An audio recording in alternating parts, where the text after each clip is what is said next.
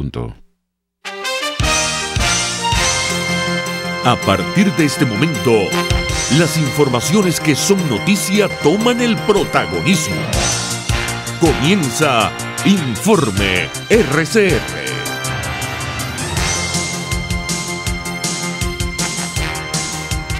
Muy buenos días, hoy es viernes 18 de enero de 2019 y les estamos llevando Informe RCR a nombre de Jaime Nestares en la dirección general de la estación, de Willy Zarcaya en la gerencia de producción, Jackson Vargas está en la coordinación de redacción, en la producción del espacio Marilia García, en la dirección técnica César Arteaga, les habla Argenis Barreto y los saludo en nombre de todo el equipo.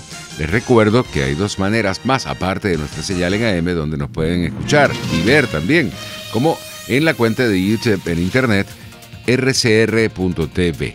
La radio que se ve, allí usted puede ver nuestra programación tanto en vivo como en diferido en el momento que usted lo desee.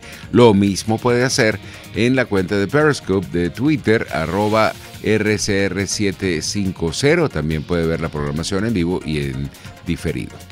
Ya iniciamos nuestra ronda informativa del día de hoy, fuera de nuestras fronteras el día de hoy, específicamente en Colombia, donde ascendió a 21 la cifra de fallecidos por el atentado con carro bomba registrado ayer jueves contra una academia policial en Bogotá.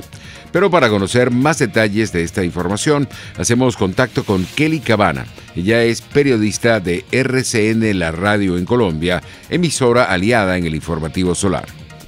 Hola, buenos días. Continúa en aumento el número de víctimas mortales que deja este atentado terrorista con un carro bomba activado ayer dentro de las instalaciones de la Escuela de Cadetes de la Policía General Santander en la ciudad de Bogotá, la capital colombiana. El fallecimiento anoche de un cadete elevó a 21 este número de personas muertas, mientras que la cifra de heridos es de 68 según el más reciente reporte de la Policía Nacional. La vicepresidenta Marta Lucía Ramírez visitó a los heridos que son atendidos en el hospital de la policía, envió un mensaje de solidaridad a sus familias, dijo que la democracia pues es la única garantía de libertad y derechos para todos, se los llevó al terrorismo que superaremos todos unidos, dijo la vicepresidenta. Se conoció durante la noche también que la nueva víctima era un joven cadete identificado como Iván René Muñoz, de 21 años, y quien se encontraba en condición crítica tras ser impactado por la explosión en el atentado terrorista. Anoche, a las 9 de la noche, hora local, habló el presidente Iván Duque sobre este atentado, decretó 3 días de duelo y pidió unidad a todos los colombianos. Condenó los hechos, pero las investigaciones continúan. Esto dijo el presidente de la República.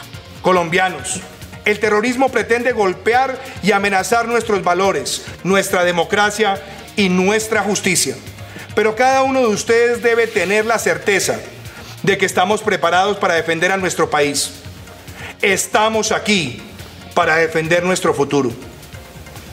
Ante este ataque miserable, vamos a fortalecernos como nación. Eso fue el recuento de lo que pasó durante la noche. Las investigaciones identificaron a José Aldemar Rojas Rodríguez como el conductor que ingresó a la escuela a las 9:30 ayer en una camioneta gris Nissan Patrol modelo 93 que explotó. Las autoridades investigan algunas versiones según las cuales Rojas perteneció a las FARC durante un largo tiempo. Fue muy cercano a alias Gran Nobles, jefe de ese grupo que dominó por años zonas del departamento de Arauca. Sin embargo, Fidel Marulanda Pérez, que es coordinador político del partido FARC en ese departamento, dijo que el autor del atentado no pertenece a las FARC y que en ningún momento pidió ingresar a las zonas veredales de transición en el momento en que se llevó el proceso de paz con el antiguo gobierno. Kelly Cabana, de RCN Radio para Radio Caracas Radio. Muchísimas gracias, Kelly Cabana, por este contacto. Ahora vamos al panorama nacional, a las 9:04.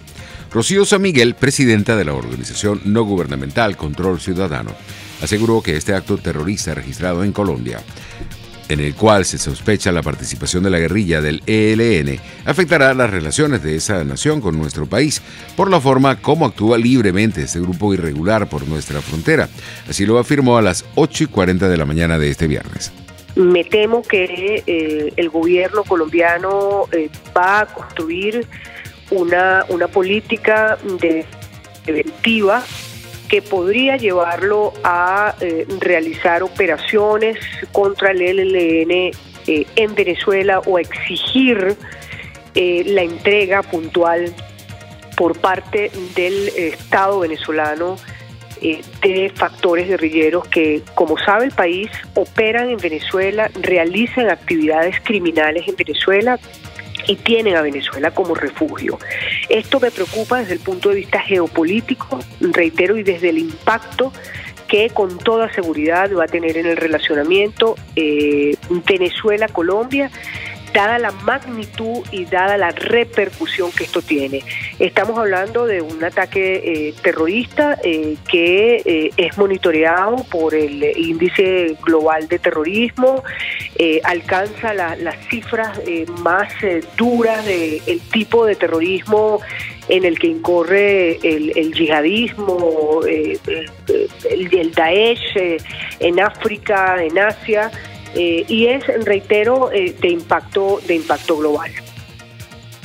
Rocío San Miguel, presidenta de la organización no gubernamental Control Ciudadano, destacó que este acto terrorista también tendrá un efecto en la Fuerza Armada venezolana.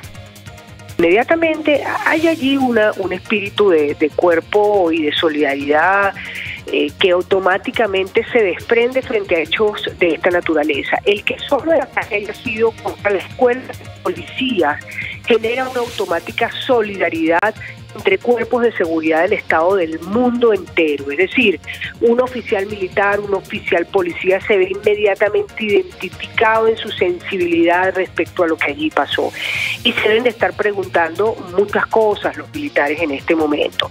Es decir, el modo en el que las Fuerzas Armadas colombianas y cuerpos de seguridad, Policía Nacional de Colombia, operan con respeto al derecho de la guerra, y mientras tanto el terrorismo opera utilizando justamente eso, uno de los más abominables patrones de lucha como lo es este tipo de actuaciones.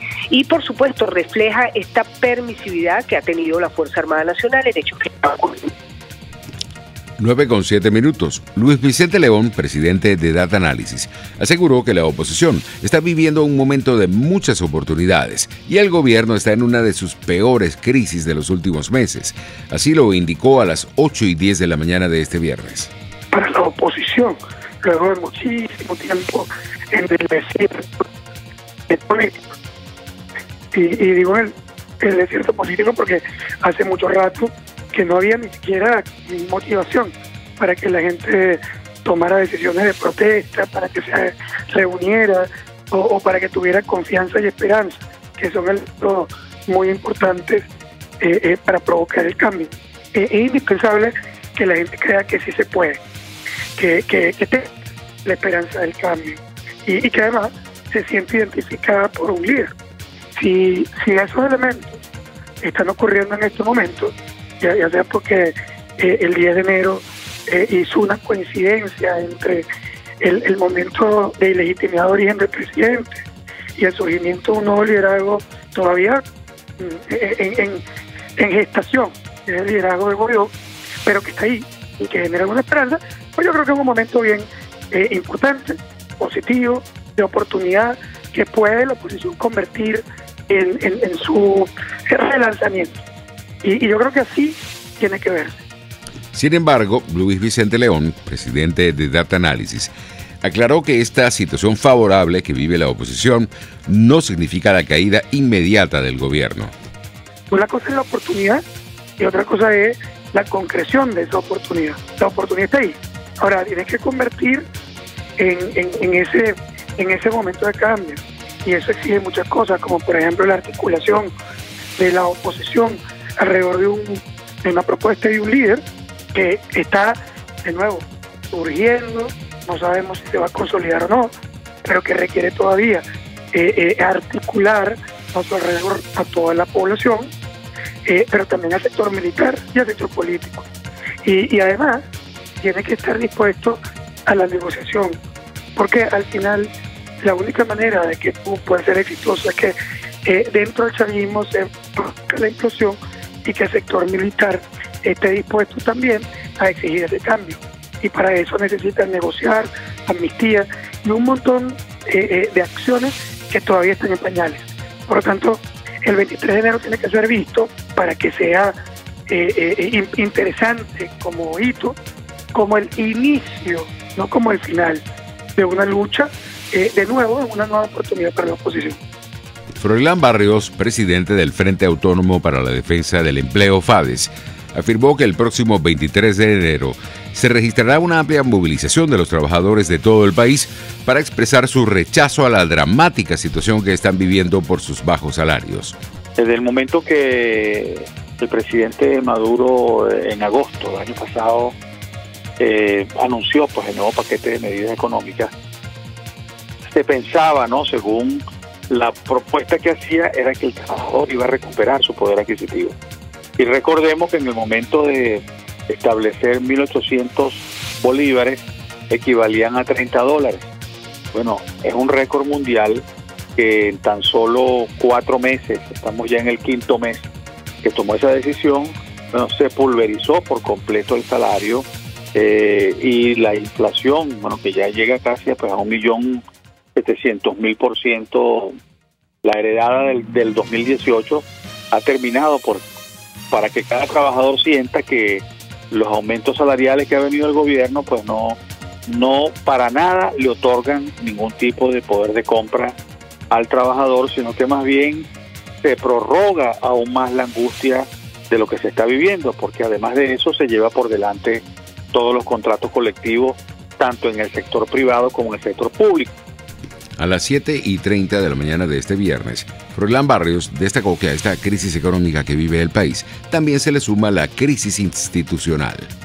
La irracionalidad de quienes detentan el poder indica pues que en un país donde hay 2 TCJ, 2 parlamentos, 2 fiscales generales y ahora 2 presidentes, uno que a mi criterio pues es el constitucional, que es el presidente de la Asamblea Nacional, que está en ese lapso de los 30 días para incluso debiendo convocar elecciones, y uno que está usurpando pues el poder, bueno, le agrava mucho más la situación.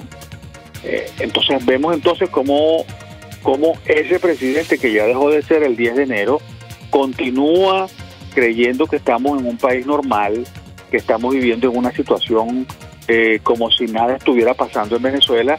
Entre tanto se deteriora mucho más la situación. O sea, yo creo que claro, la situación en Venezuela no solamente la solución es económica, es realmente también institucional. Y esperamos que en el corto plazo, porque no hay que pensar ni siquiera en el mediano plazo, sino en lo inmediato, en lo que debiera darse en Venezuela son unas elecciones generales que permitan legitimar a todos los poderes y unifiquemos. Por su parte, Fergus Walsh, presidente de la Cámara de Comercio de Maracaibo, en el estado Zulia, enfatizó que la errada política económica del gobierno amenaza con la desaparición de ese sector. Así lo indicó a las 7:40 de la mañana de este viernes. Todo lo que está sucediendo es en función de la crisis institucional en el gobierno, generada por el gobierno y continuada por el gobierno. Nosotros los empresarios lo que sabemos hacer es trabajar, y lo que queremos es trabajar, producir. La producción de bienes y servicios genera tributos al Estado. Si a nosotros nos dan incentivos, si nos dan seguridad jurídica, si nos dejan la planificación, podemos aportarle al Estado y darle al Estado alguna planificación, alguna estabilidad. Si ellos siguen con esta desastre de planificación, donde sus políticas están enrumbadas supuestamente hacia una izquierda, lo que están es destruyendo el país. Deberían entender que deben rectificar y cambiar el rumbo. Fergus Walsh, presidente de la Cámara de Comercio de Maracaibo, destacó que es muy grave la caída que está registrando el valor del cono monetario que está en circulación. Increíble que lo que hoy cuesta 2.500 bolívares hace 3 meses era lo que hoy serían 250 millones de bolívares. Imagínense la pérdida del valor de nuestra moneda, es espantoso. No puede ser concebido que un país donde empezó la reconversión hace 3 meses, ya el presidente habló de una reconversión, de un nuevo modelo cono monetario que estimamos que sea para junio, porque es que no dan. A ver, las tablas en las compañías, en la administración, los sistemas de administración tipo SAP y esas cosas, ya están, se está viendo que para junio ya estamos comprometidos otra vez. O sea, va a ser difícil mantener empresas con la administración, con el Fondo Monetario actual, por la inflación. El economista Francisco Faraco aseguró que con aumentos de sueldos no se podrá ganar la lucha contra la hiperinflación como pretende el gobierno. Así lo afirmó a las 7:10 de la mañana de este viernes. Que será la sexta más importante que ha conocido el mundo moderno. El mundo antiguo no conocemos siglas porque no se llaman cifras, pero la de Venezuela será la séptima u octava inflación más alta del mundo en todos los años en que hay estadísticas en esa materia.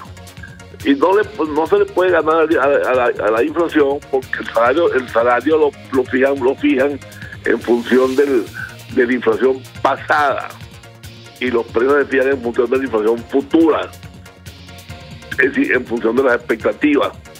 Entonces no hay manera de que se le gane, y eso ya lo sabe todo el mundo. El único que no se ha enterado de eso es Maduro. Hay muchas cosas de las cuales él no se ha enterado. Esa es una de ellas. El economista Francisco Faraco destacó igualmente que la caída de 1/3 de la producción petrolera debería llamar al gobierno a reflexionar sobre la política económica que se está llevando en el país.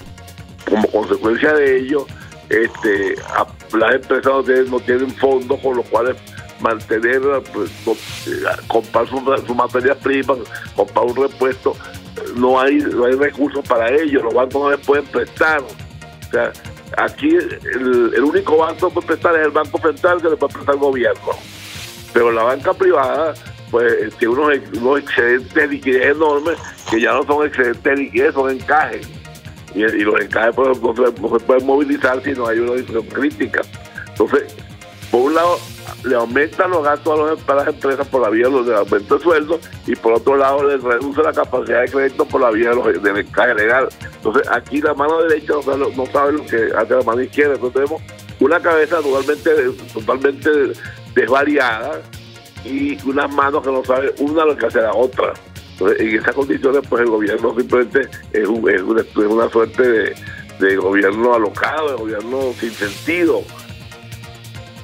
El Programa Mundial de Alimentos de la Organización de Naciones Unidas advirtió este viernes del alto riesgo de malnutrición que sufren muchos de los 3 millones de venezolanos que han dejado el país a consecuencia de la crisis económica y política y se ofreció ayudar a Venezuela si éste lo solicita.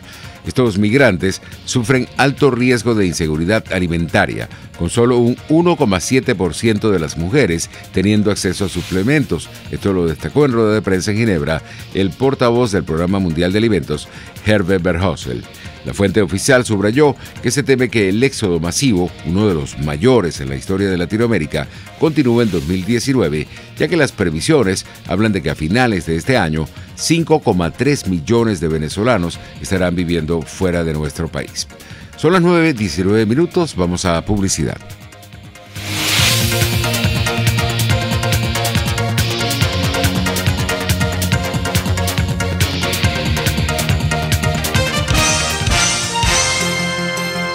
Usted escucha Informe RCR por su 750 AM.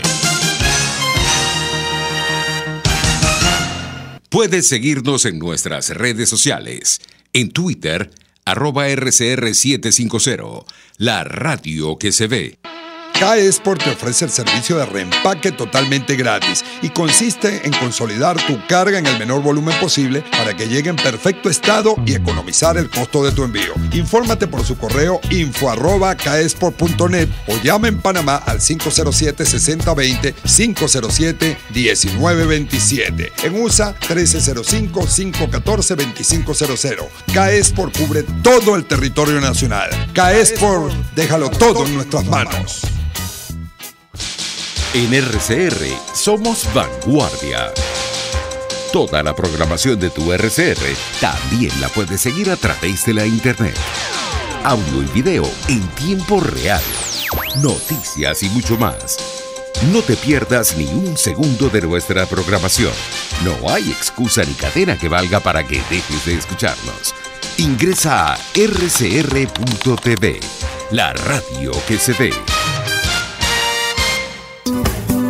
Dosis Alternativa es una ventana abierta donde usted hallará respuestas a diversos temas de salud que nos preocupan. ¿Cuál es el problema con la próstata? Después de los 40 años, aproximadamente un 40% de la población masculina empieza a tener problemas. Entre esos problemas grandes tenemos el famoso cáncer de próstata, que es el primer cáncer en el hombre. Y después de eso tenemos enfermedades muy comunes que son la prostatitis, que antes de los 40 años y después de los 40 años dependiendo de la patología, y también tenemos infecciones asociadas y el crecimiento de la próstata. Dosis Alternativa les hace llegar de una manera sencilla y amena la orientación de profesionales que necesita para comprender y manejar correctamente situaciones de nuestro día a día. Cuando yo salgo a buscar una persona con quien quiera comprometerme, casi siempre lo voy a buscar desde mis experiencias y desde mi historia de mis padres. ¿Por qué? Porque la primera historia de amor que yo conozco en la vida es la historia de amor de mis padres. Y desde esa situación con mis padres, yo voy a aprender a amar. Dosis Alternativa con Marilia García y Jackson Vargas, de lunes a viernes a las 9:30 de la mañana. Solo por RCR y RCR.tv, la radio que se ve. Les estamos presentando Informe RCR, el compacto informativo de esta hora, solo por RCR 750 AM.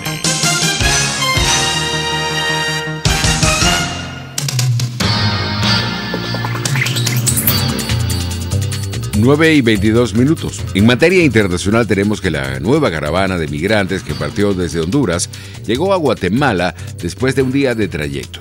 Al menos 700 personas tuvieron que dormir en la calle a las afueras de un albergue de migrantes. Los detalles con nuestros colegas de Radio Francia Internacional. En esta casa vamos a recibir únicamente a mujeres y niños, las que puedan caber. No les vamos a garantizar a todos porque la casa no tiene capacidad para muchos. Por segunda vez la Casa del Migrante en Ciudad de Guatemala fue el escenario que acogió a hondureños y la prioridad eran mujeres y niños para poder recibir comida y un lugar donde pasar la noche. Pero para muchos otros fue dormir en otros albergues habilitados.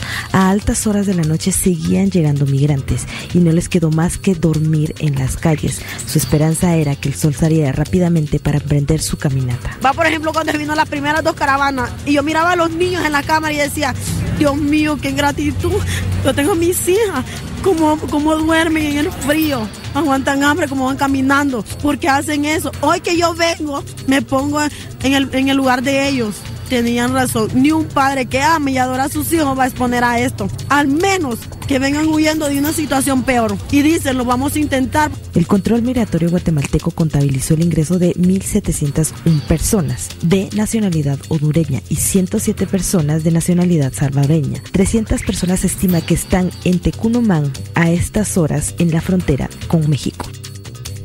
En Argentina, este 18 de enero, se cumple un nuevo aniversario de la muerte de Alberto Nisman, el fiscal que apareció muerto tras presentar una denuncia en la que acusó a la entonces presidenta Cristina Kirchner y a varios de sus funcionarios de encubrir a iraníes acusados como responsables del atentado de la AMIA, registrado en 1994. Más detalles en este próximo reporte. Han pasado 4 años, pero la muerte del fiscal Alberto Nisman sigue envuelta en misterio, después de haber sostenido en base a pericias en las que participaron los más reconocidos expertos que no se podía determinar si había sido un suicidio o un homicidio. La justicia estima ahora que se trató de un asesinato. Así lo afirma un fallo de la Cámara Federal y es lo que piensa el juez que lleva la causa. El cambio se origina en las conclusiones de una nueva pericia realizada por la Gendarmería. Sin embargo, no hay sospechosos ni pruebas del supuesto crimen. Lo mismo ocurre con la acusación de Nisman contra Cristina Kirchner. Días antes de ser encontrado muerto en su domicilio, el fiscal que investigaba el atentado de 1994 contra la mutual judía AMIA había acusado a la entonces presidenta de encubrimiento. Según Nisman, al firmar con el gobierno de Teherán un acuerdo supuestamente destinado a aclarar los hechos, Kirchner había querido en realidad que los sospechosos iraníes dejen de ser buscados por Interpol. La acusación fue desestimada por la justicia en 4 oportunidades por falta de de pruebas. Pero en 2018 un juez decidió llevarla adelante y procesar a la expresidenta sin que haya habido avances desde entonces. Buenos Aires, Juan Buchet, Radio Francia Internacional. En España, 5 días después de que un niño de 2 años cayera en el fondo de un pozo en la localidad malagueña de Totalán, los equipos de rescate continúan hoy los trabajos para terminar la plataforma desde la que acometer la perforación de un túnel vertical que permita acceder al pequeño. En la zona sigue sin descanso, día y noche, el trasiego de personas y vehículos para el movimiento de la tierra, y esta mañana se ha incorporado nueva maquinaria pesada a las tareas. 9:26 minutos. Ya se agota el tiempo, pero tenemos servicios públicos también muy importantes. Para la señora Alida Estanga se solicitan Cinemet, Carbidopa y Levodopa comprimidos. La pueden llamar al 0412-368-3773. Mientras que Mari Carmen Palacios está solicitando Nifedipina y Adalat Oro. La pueden llamar al 0416-826-7944. Así sí estamos llegando al final, pero continúe con nosotros porque ya vienen Marilia García y Jackson Vargas con un nuevo programa de Dosis Alternativa. Recuerde también suscribirse en nuestra página de YouTube rcr.tv y darnos un like. Será hasta el próximo lunes.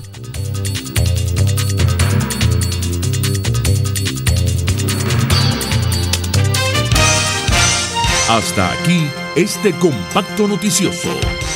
Manténgase en nuestra sintonía, porque estaremos informándole de la noticia al momento de producirse. RCR 750 AM.